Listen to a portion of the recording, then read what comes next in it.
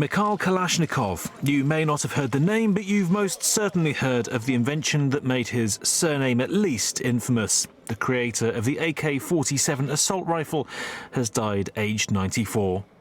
Born on November 10, 1919, the son of Siberian peasants, Mikhail was still in his 20s and recovering from his experiences in World War II when he designed his simple, sturdy rifle as a competition entry held by the Soviet military.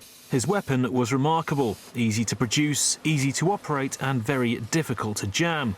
An estimated 100 million were produced in assorted variants throughout the USSR and other countries. That's one for every 70 people on Earth.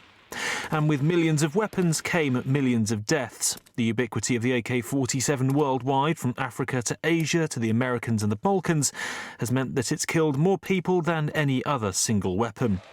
Though exact numbers aren't known, one statistic claims they still kill 250,000 people every single year.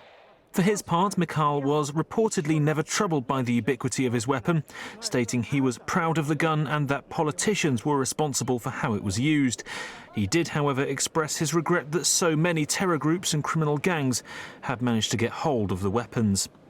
In his lifetime, Kalashnikov was lauded as a hero of the USSR and of Russia. Fighting as a decorated sergeant in World War II, he eventually rose to be a two-star general. On his 90th birthday in 2009, President Dmitry Medvedev bestowed upon him the highest state honour, the Hero of Russia Gold Star Medal.